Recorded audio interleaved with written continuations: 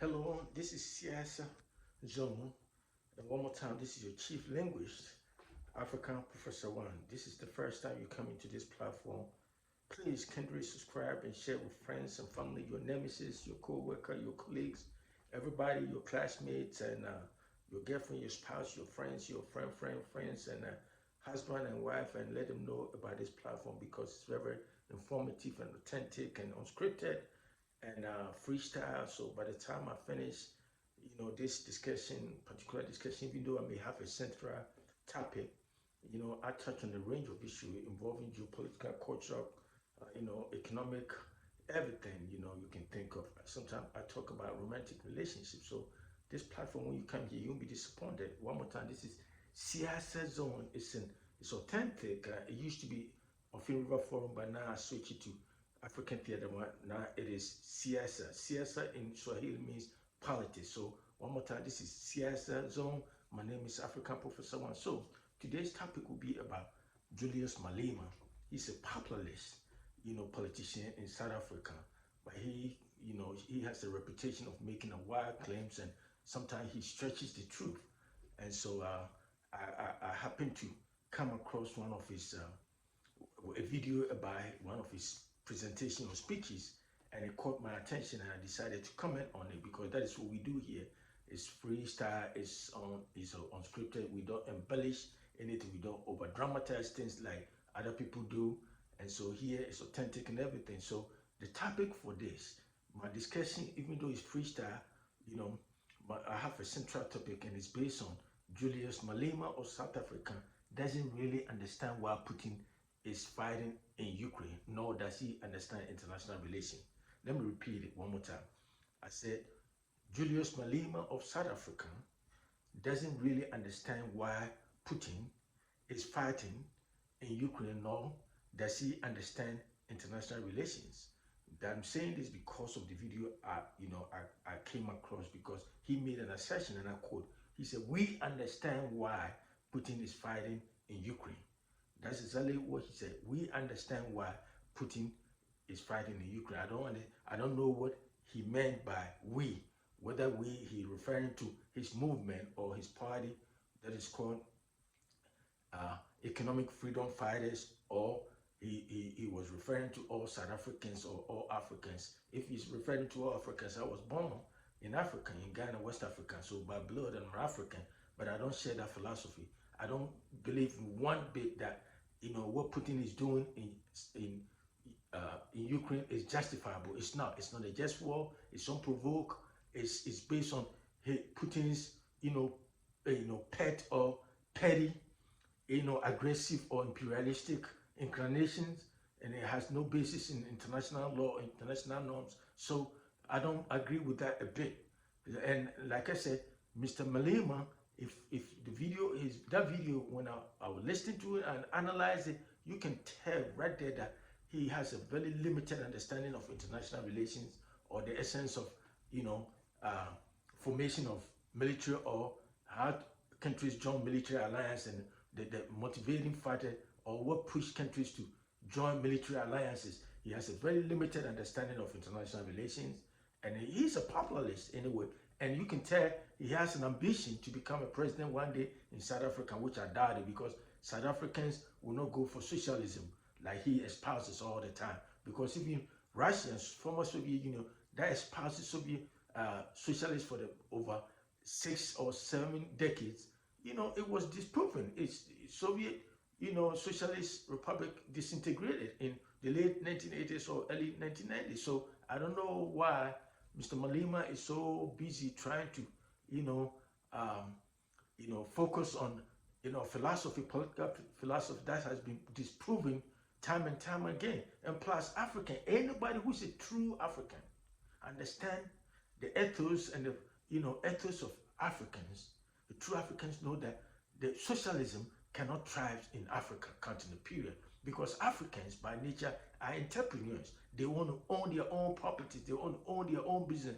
They want to build their own house, even if it's a mud house or wherever. So people with that mindset, people with that spirit, there's no way political, idea that is based on collective ownership of resources or whatever can thrive in Africa. They have tried over and over. All these military coup, detached military leaders, they have tried socialism. They don't work in here. So I don't know why Malema, is so is so busy espousing that anachronistic, mindset, socialist mindset that, and he gets some followers, people, because I know, what, South Africa, you can tell South Africa is, experiencing high unemployment rate. Is, as a matter of fact, South African unemployment rate is about 32 point something percent. It's one of the highest in the world. I promise you that. And so you have a lot of people who are unemployed. They didn't get nothing to do. They didn't get jobs. They're looking for jobs. They are discontent with the system of government. They are, the existing state of affairs, that the government of ANC. So you know what? Obviously, if anybody come with populist, messages or propaganda, you get a lot of people to follow you. So when you hear him talking, he talk as if he's making so much sense, but it's all based on socialist ideas, and I don't know what you're talking about. If Mr. Malema really believe in socialism or authoritarianism, why don't he switch his nationality and become, Chinese, or say, I want to nationalize in China or Russia that he espouses or can pay for, and go there, become a citizen of Russia for about 1 month, or say China in 1 week, and trying to speak, move from one city to another city like he be doing in South Africa, move from Durban to Pretoria to Soweto and espouse his freedom of speech, and see if they will allow him to express himself freely in China or in Russia. You see, that is what. But like I said, if Mr. Malema make it seem like somehow Western countries and NATO are the reason the world or Africa is in the state we are in. But that's not true. Africa is in the state we are in because of bad leadership, bad policies, corruption, nepotism. It's a fact. That is what is happening. And they corrupt, they connive, and with other countries, get loans, and then pocket a whole bunch of them in their pocket. That is what is causing our mess. And some of our attitude, cultural attitude, it has nothing to do with, you can't put any blame on the Western countries or wherever. It's we Africans, we are causing the mess for ourselves. So, Mr. Malema, just be real and trust me, forget that philosophy, that socialist philosophy, because no matter what, yeah, you can get some people, it sounds good on paper, but practically, socialism cannot thrive in Africa. Like I said, Africans, by nature, are entrepreneurs. We want to own our own businesses. That is why you see a lot of people opening their own businesses and whatever. People with that spirit, cannot live under socialist system for a long time. So Mr. Malema found somewhere to sit and try to come up with a better solution for African problem, and stop the populist message, because populism, you know what it does? It oversimplifies complex issues. It makes complex issues so simple that so for example, the reason I said Mr. Malema doesn't understand international relations is that, I told you this is freestyle, is that there's so many lenses, so many, framework, international relations framework, through which, we contextualize, why countries behave the way they behave. So for example, we have realism, we have offensive realism, we have defensive realism, we have neoliberalism, we have neo-realism, and we have international liberalism, we have constructivism. All are international relations theories through which we can look at how countries behave, they behave. So for example, let me use realism because it's one of the oldest international relation blueprint or international relation theories. Countries, according to realist school of thought, it assumes or it argues that the world is in the state of anarchy. The world, the space we call world, the earth we are living in, that is made up of collection of countries, is in the state of anarchy or disorder. And where country power becomes the determinant factor, become the centerpiece of that, international politics.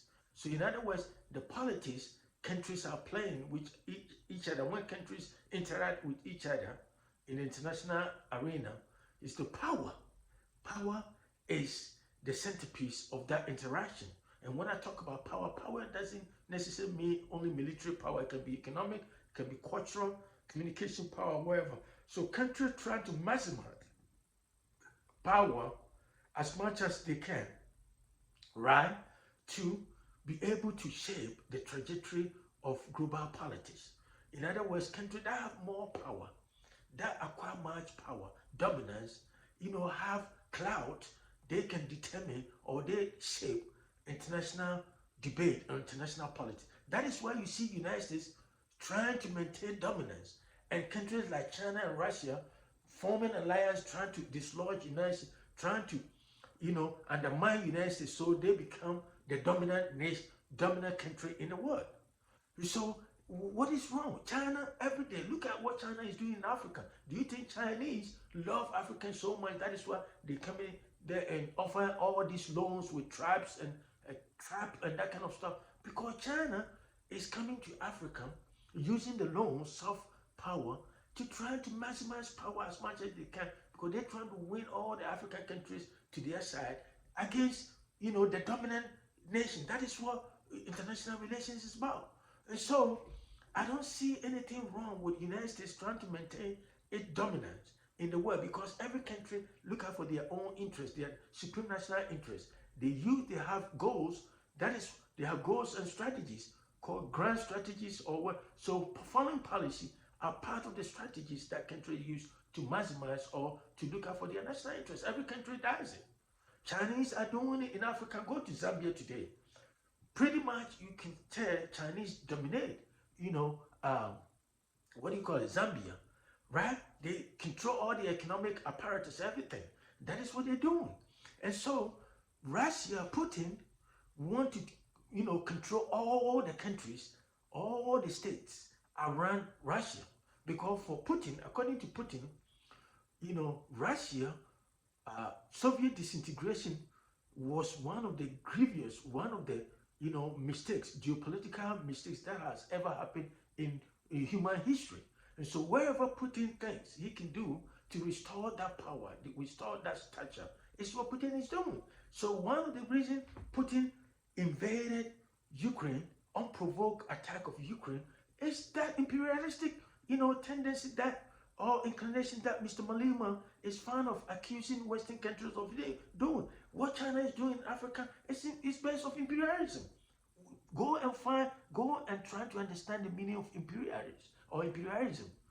If a country trying to, run over another country through economic, through cultural, through, force or whatever, it's part of imperialism. So all these countries do it. France, Japan, China, Russia, Cuba, wherever, they all do. If United States, if say Africans send Cuban, invite some African countries to bring people over there to train them as doctors, remember, that's a form of imperialism, because when those people go there, basically they will start liking Cuban way of life and whatever, and bring it to their country. So that's a form of how countries used to influence other countries. So if Ukraine wanted to be part of NATO, what is wrong?